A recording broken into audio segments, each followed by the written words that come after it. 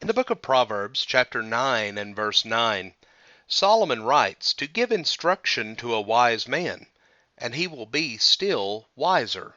Teach a righteous man, and he will grow in knowledge." When one begins to grow in wisdom and in understanding, as long as he continues on with the same mentality and the same desire to grow, then he will increase his learning and be still wiser. But growing in wisdom is a process that continues throughout one's lifetime. This is why Solomon makes the statement in Proverbs 14 and verse 18, "The naive inherit foolishness, but the sensible are crowned with knowledge."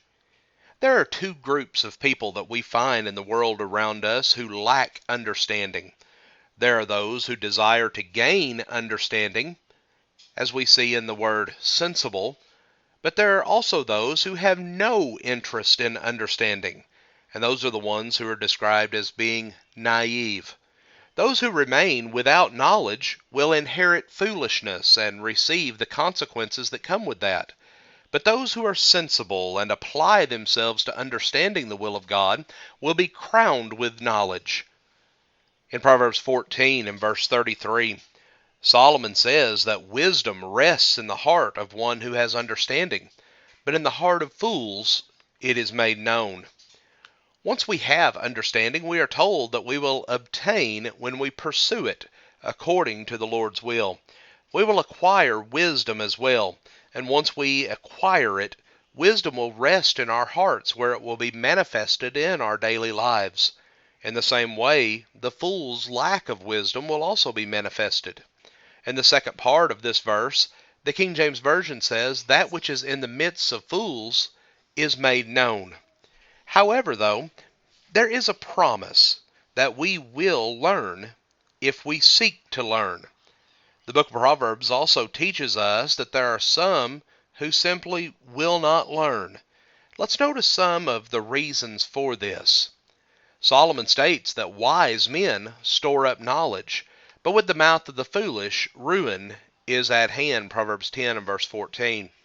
Again, those who act wisely will gain knowledge. However, if someone will not quit talking and revealing his own mind, as Solomon addresses in Proverbs 18:2, then this person will not learn, because they are not stopping long enough to listen.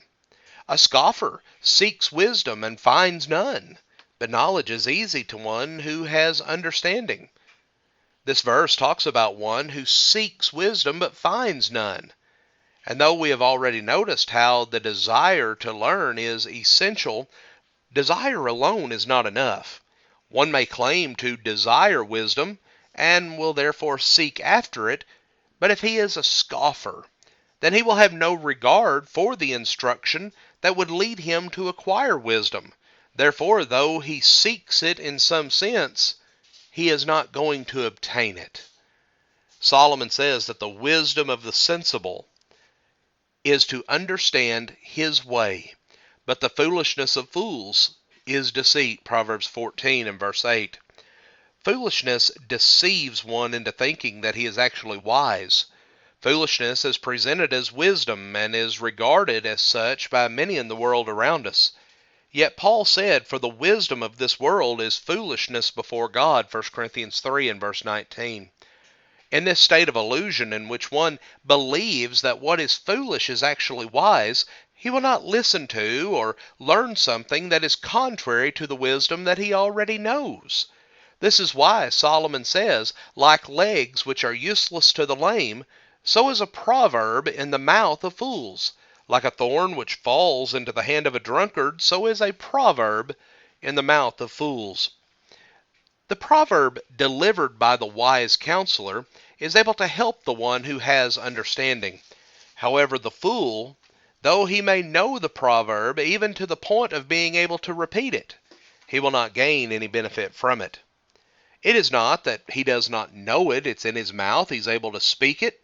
It's that he does not understand it and cannot apply it properly. To him, the proverb is as legs to a lame man. Though he has them, he cannot use them properly, if at all. As he seeks wisdom which is pleasant like a rose, he comes away without the rose, but only the thorn stuck in his hand instead. And the reason? Because he lacks understanding. He will not acquire wisdom, and the vain pursuit of it will only bring harm to himself. Friends, we thank you for joining us for our program today, and have a blessed day.